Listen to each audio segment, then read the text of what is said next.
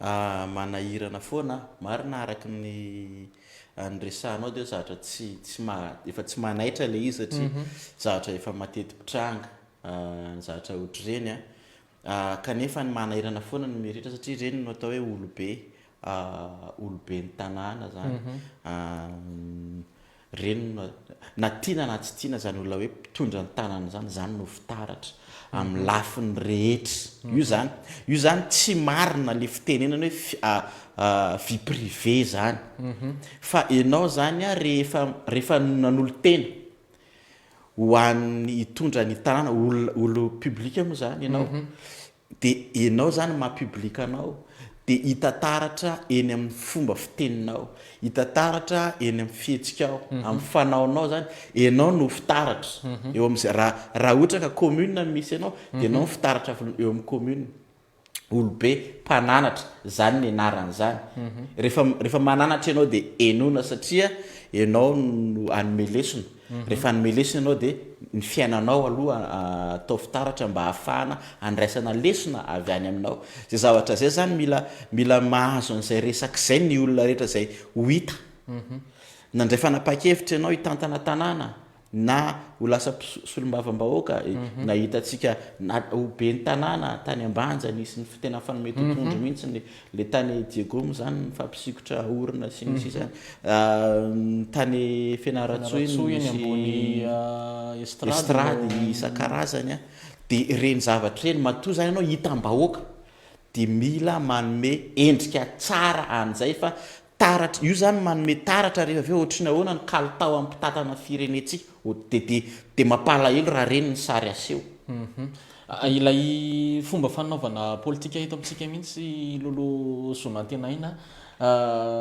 misy fenitra mila rahana zay fenitra izay no mety tsy arahana reto mpanao politika atsika ireto isika eto tsy hoe anome lesona akory fa iresaka ny zava-misy mba hitondra fanovana eo amin'ny fitantanana ny tanàna ny zava-misy zay hitatsika na raha tsika tamin'ny lay oronan-tsary teo mitiaka ireo olona anisany hoe fitaizana ihany koa ve hoe fifamaliana no anisany hoe fomba fanaovana politika eto amintsika any ka faly ny olona rehefa misy ny fifamaliana sahala amin'ireny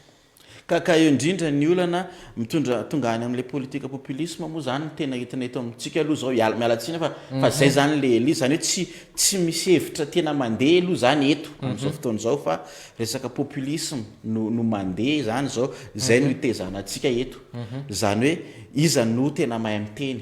iza no tena mahay manindrotsindrona iza no tena nanome fantsy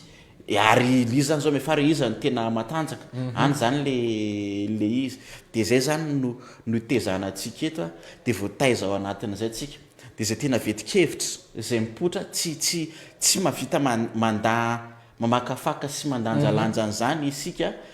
ilay isika resako zany isika malagasy fa ny tsika dia zao hoe tena nisy fantsy zany tena mahery zany teny zany tena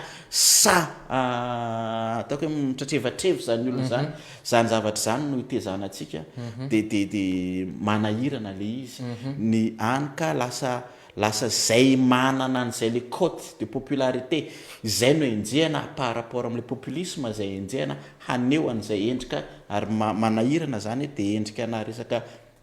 erisetra agressivité raha zay no malaza azy noentina anehoana an'izay tanjaka izay dia za mahita hoe mila manodina tsika ny fomba fijery ny vetikevitra ny mila resahana hevitra mafonja ny mila resahana vahaolana tena mitondra ho amin'ny fampandrosoana fampivoarana izay no tokony resahana noho izany zany dia mitohana amin'ilay resaka olona ohatriny ahoana no ilain'ny firenena kalitao an'le ilain'ny firenena olona mitondra vahaolana rehefa miresaka zany olona zany dia manongila tsofina ianao mihaino azy satria manana zavatra entina ho amin'ny fampandrosoana ny firenena zay indrindra lolo zonantenaina no tiako hidirana avy hatrany hoe olona toy ny ahoana zany no afaka tokony lazaina hoe mpanao politika na tokony hisehatra ao anatin'ity fanaovana politika ity raha any amin'izay hoentinao zay hoe le vetikevitra no mila aseho ilay vahaolana no mila hoentina mila olona nianatra manokana momba ny fanaovana politika ve sa olona sahala amin'ny ahoana no afahana atongavana any amin'izay hoe stady na ilay niveau efa resahan'ny lolo zonatena izay satria raha niendrika aseho andreto mpanao politika izay mialatsiny fa tafiditra ao anatiny daholo izay mpanao politika aloha ilay endrika aseho ity ivelany mihitsy no tsy mbola mamoaka an'izay resaka resahan'ny lolo zay hoe le vedikevitra ilay vahaolana no entina mila manova mpanao politika mihitsy hoe zany tsika olona sahala amina ahoana zany no mila miditra ao anatin'ity sehatra politika ity. Ny fahitako azy tsy voatery hoe resaka hoe olona nianatra politika fa tsara be raha hoe nianatra ny atao ahitantana ny tanàna mihitsy no mba mijery hoe ohatry ny ahoana tokoa moa zany zany atao hoe mitondrana anome sary vaovao an'lay politika. Ny antony mantsy ny sary izay hitantsika hatreto dia mialatsiny amateur daholo ny olona zany hoe marina fa efa ela be misy hoe tsy hoe koa hoe ela be teo ianao fa raha ela be teo ianao ka tsy nampandrosa amateur ny anaranao ny dikan'izany satria tsy nitondra fampandrosoana fa tsy hoe ela be teo dia nanao niovaova kravaty isaky ny mihetsika dia hoe tena mahay politika fa tsy fahaizana politika zany fa resaka fametsifetsena ny ao ambadika zany tsy le science zany le science tsy tafavoaka ao anatin'izy hoe raha misaka le science politika isika fa tena resaka politika politisianina tsotra zao le atao izay tsy mitondra fampandrosoana ho an'ny firenena olona manao ahoana ny tokony isehatra ao anatiny zany voalohany indrindra aloha zany dia hoe raha miresaka tsika dia tena le moral zatra resahana voalohany hoe olona manana lay moral mahitsy ary mieritreritra ny fampandrosoana na izany zany dia mila hoe tena mba rehefa olona anankiray atolotry ny antoko dia tokony isy enquête de moralité atao zany fa tsy hoe ianona mibevavy ianona manambola ianona malaza dia ndao izy atsofika eo fa problema be le izy zany rehefa aveo satria sao dia anome lesona ratsy zany olo zany ao aoriana anohizako an'izay mantsy ny zava-misy noresahan'ilay Solom-Bavambahoaka teo dia ifampitsapatanjaka ilay atao zay zany sisa lay fanaovana politika eto Madagascar hoe manaovy ianao dia hitako dia hitanao tsara ny tanjako eto hoe zany tena matanjaka eto ary zany tiany vahoaka eto lasa ohatran'izany sisa fiarahamonina sahala amin'ny ahoana no voavolavolana zany ary sahala amin'ny ahoana ny tarafana ny fiarahamonina izay hitondrana zany olona izany lolo zonatenaina ka eo indrindra tsy ino moa zany hoe sary anankiray izay nitranga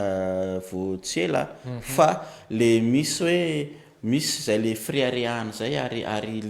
le ty le sa mamoaka an'le teny hoe fangaza tsy fantatrao eny amin'ny resaka embouteillage eny amin'ny lalana eny tsy resaka fa embouteillage na resaka eny no mifampiteny hoe zanga tsy fantatrao manahirana be ny mieritre olona zay ataontsika hoe olobe na olona mpitantana ny firenena no matafavoaka vava ohatran'izany zany hoe eo indrindra no mila ijereny manahoana zany le eo amin'le moralité mantsy hoe le fahendren'le olona mihitsy manahoana izy rehefa miteny enona izy rehefa miteny fa hoe enona noho ny fahendreny zay aloha zany voalohany indrindra rehefa miteny izy zay vao mikisaka tsika makany hoe manahoana ny fahaizana zany olona zany ihany koa rehefa mba maneho hevitra ny amin'ny lafiny amin'ny fampivoarana ny satria natita na sina rehefa miresaka politika tsika dia haitantana ny tanàna ny dikan'izany inona ny fampivoarana atao dikan'izany zany rehefa miteny le olona anankiray dia tokony resaka fampivoarana no ataony fa tsy iresaka ny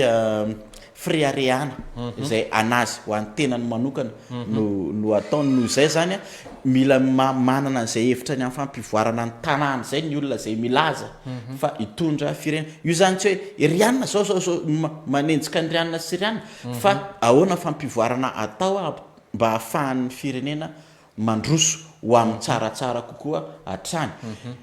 izany resaka vola zay resany za manambola sinsy zany tsy zany ny tokony arangaranga fa ny olantsika eto dia mbola zany arangaranga ary rehefa zay no arangaranga dia tena mialatsiny fa satria ny vola akory marina fa tena ilaina ny vola fa ny fomba nahazahoana an'io vola io samy nanana ny fomba nahazahoana azy tao amin'ny madio tao amin'ny maloto ny fanontaniana mipetraka zany hoe tamin'ny fomba ahoana ny nahazahoan'ilay olona n'ilay vola za tsy miteny an'lay Solom-Bavambahoaka teo fa hoe amin'ny ankapobeny tamin'ny fomba ahoana ny nahazahoany an'izany vola zany fa raha mijanona fotsiny amin'ilay vola tsika dia problema be le izy satria mbola sao dia tamin'ny fomba tsy madio nahazahoana an'izany dia zany no entina ilatsahana dia etsitsika andraisana. Iova lafombaovao akelitsika aloha sonatena nay ilatsika ialantsika aloha izay resaka fomba fanao politika nefa mety misy idiran'ny politika ihany koa ny fampalalam-baovao zaventsika manaraka eto. Efa netsika teto ilay olana tany izay nisy tao Bematazana tsofinondry tao. Efa netsika fa makafakanana izay fa nisy ny atao hoe fanampim-baovao mikasika an'izay vao azontsika izao lolo zonatenaina araky ny nampitaindreo ponina tany an-toerana dia nisy ny fifanarahana izay nisy teo amin'ny rotota izay ny fanarahana niaraka tamin'ny teo anatrehan'ny fiadidinan'ny Republika anome tany 2 hektara ho an'ireo olona narodana trano ilay orinasa sinoa nandrodana ny trano izay tsaratsahivina ihany fa 7 hektara no refin'ilay tany izay nandrodanana ny reto trano ireto. Ilay orinasa sinoa no hanome tany 2 hektara ho an'ireto mponina izay nirodana trano ireto mbola mandeha moa amin'izao ny fandaminana mikasika an'izay araky ny nampitaindreo mponina me lolo zonatenaina ny ao ambadik'izay fimezana izay lolo. Tsy namposiko le izy neny mizatra tonga ao tsy haiko fotsiny hoe andao le ianao nalaiko aloha ny taninao raha izy alaiko ny taninao dia rehefa avy eo aloha anao omeko 2 hektara fa n'le sary anankiray miseho koa dia hoe vahiny ilay naka an'le tany dia le vahiny no manome tany an'ilay malagasy. Somary hafahafa zany ny mahita sy maheno an'izany resaka zany mapala hely foana ary ny maheno raha zay sary zay zany ho fanapiko alizy hoe